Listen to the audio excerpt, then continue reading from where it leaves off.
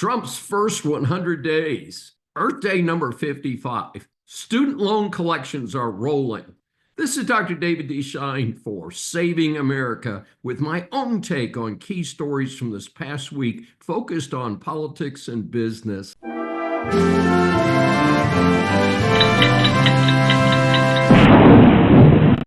And folks, crazy would not necessarily be a fully descriptive term as to what we're dealing with in the United States and the world. It's really something else.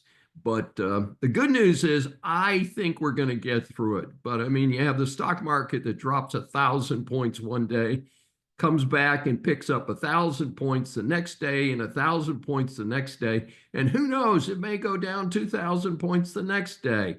So if you're looking at the stock market as a barometer, it's crazy.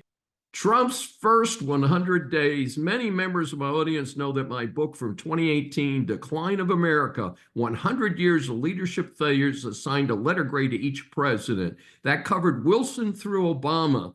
In short, not a single president got close to an A, and all but one was graded below a B.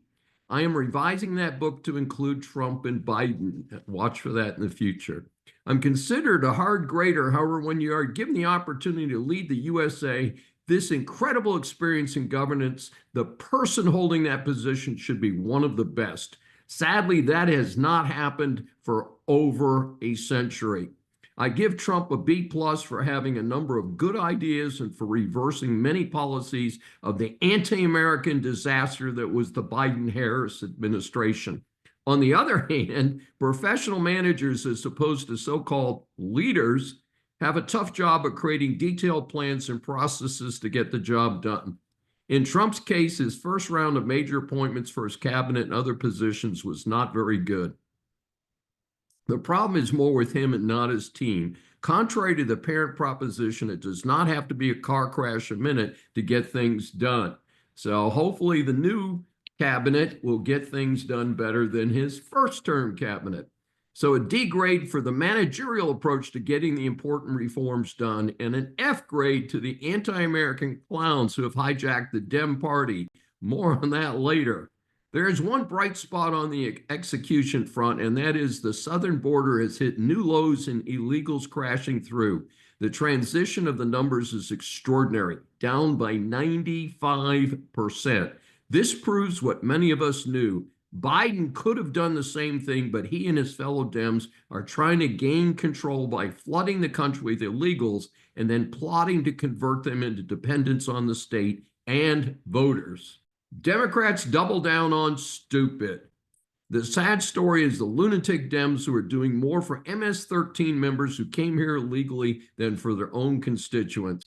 In my lifetime, I never thought I would see the Dems go this low. This would be Senator Van Hollen from Maryland. Of course, he represents the whole state. Representatives Robert Garcia from California, Maxwell Frost from Florida, Yasmin Ansari from Arizona, and Maxine Dexter from Oregon have all gone over there. In fact, given that these traitors to America are using tax dollars to fly to El Salvador, not only do I encourage voters in those districts to file suit against the politicians to recover those tax dollars, but to start recall campaigns and run pro-American candidates in their districts.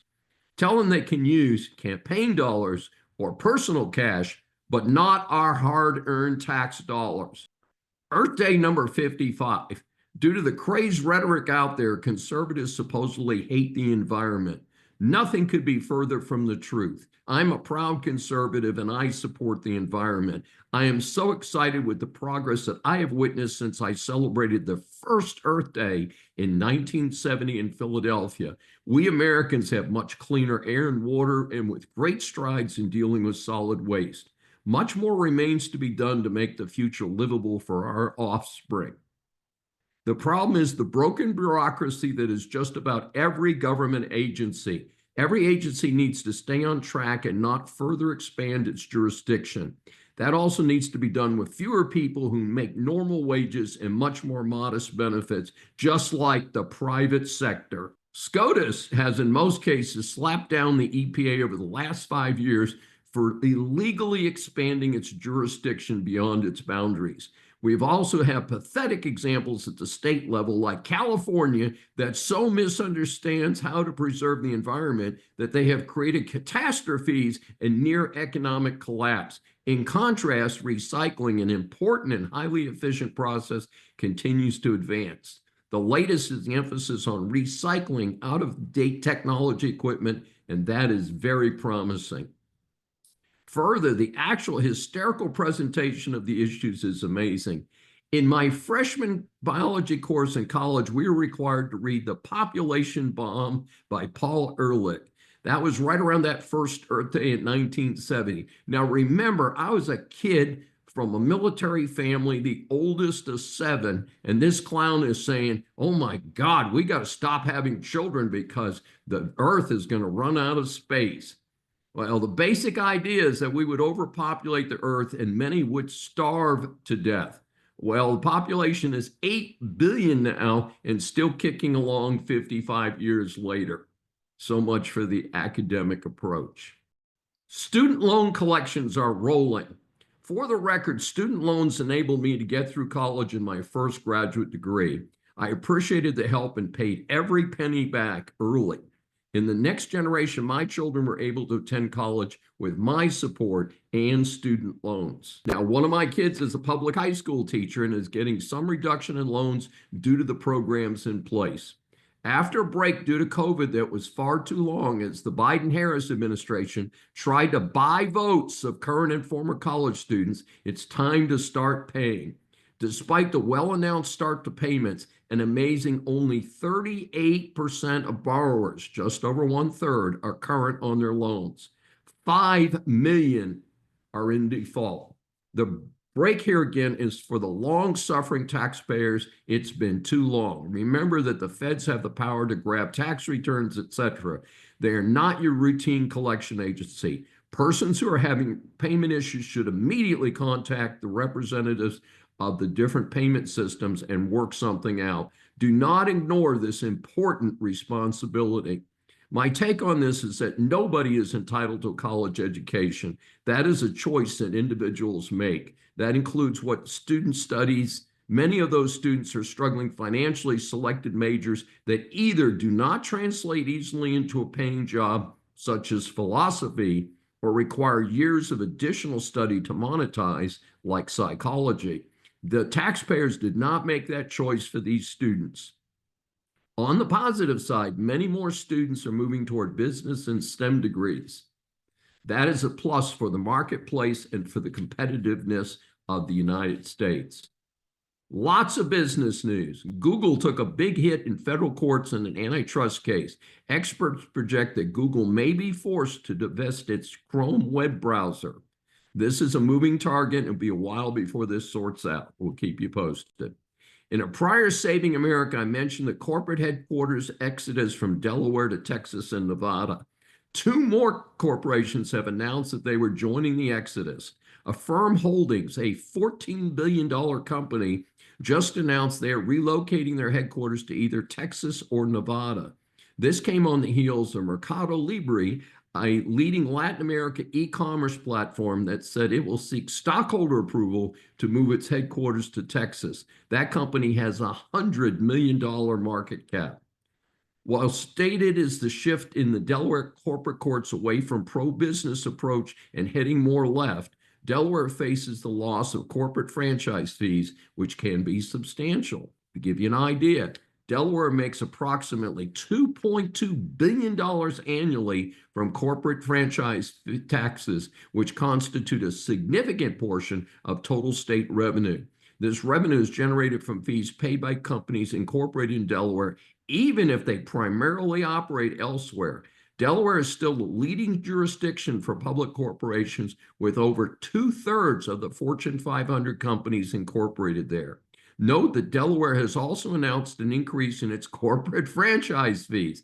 I would call that an element of really bad timing, or maybe they anticipate a big take before many more corporations join the exodus. An incredible quick hit. This is a report we credit to the Gateway Pundit. They report that recently Dylan Bryan Adams, a fiscal policy analyst for Minnesota Governor Tim Walz was reportedly caught on camera keying as many as 6 Teslas with damages estimated at as much as $20,000. However, the Soros-backed county attorney, Mary Moriarty, will not sink criminal charges.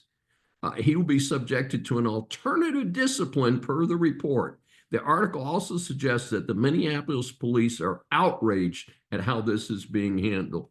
What will really happen with Iran and those nukes? The U.S. has now had 2 rounds of talks with Iran about preventing them from getting nukes. My take is that this is unlikely to get an acceptable agreement. Iran cannot be trusted and appears to be just buying time since they are so close to producing weapons-grade uranium. To make a point, the U.S. Navy sent another carrier strike force to the Middle East. However, most experts feel that the likely outcome is another Israeli bombing excursion to take out remaining nuke production facilities with U.S. support. The irony is that many countries in the Middle East now support the Israeli-USA position since they want peace and prosperity, not endless war threats from the wackos in Iran. China threatens other countries. Reports are that China is attempting to tell other countries not to make tariff deals with USA. I note that this demonstrates both the power of China and its desperation. While the Trump administration claims that China is engaged in some tariff talks with the US, although keep in mind the definition of a deal is that the other side complies and China cheats. My regular listeners know that I am a huge proponent of mandatory term limits for all public officials and certainly in Washington. In fact, my book, Bad Deal for America, is a specific pitch for term limits. America's Congress is cursed with the biggest collection of losers and liars imaginable. Worse, due to the power of the incumbency, they stay forever getting rich but ignoring their overtaxed and underserved constituents. I apply this to both political parties, not just the alleged liberals. Classic examples include Demented Joe continued to hold office even though he could not conduct a conversation. He was there for 50 years. Then Mitch McConnell can't walk stairs but still pretends to represent his taxpayers. Of course, there's Nancy Pelosi, Miss Insider Trading herself, as I label her. Then the grand faker Bernie the Bum, who's worth millions and has 3 houses, pretending to be a commie. He is on a speaking tour to promote extreme left positions. Will he surrender some of his unearned salary back to his impoverished taxpayers? Hey, a bit of good news. Totally useless Dick Durbin, senator from Illinois, who sucked up taxpayer dollars for 44 years and accomplished nothing other than re-election, has announced he will not run again. The sad note on this is that based on what I know about politics in Illinois, he will likely be replaced with another useless Democrat. This is Dr. David D. Schein. Thanks for joining me for this special edition of Saving America. Remember, a new Saving America show is aired on the Brushwood Media Network every Saturday at 11 a.m. Eastern Time. Listen on any of the 16 network stations, Apple or Google mobile app, Apple CarPlay, TuneIn, Smart Speaker, and all smart TVs. Find more information at the brushwoodmedianetwork.com. Please be sure to join us each week. We welcome and love your feedback from our growing audience.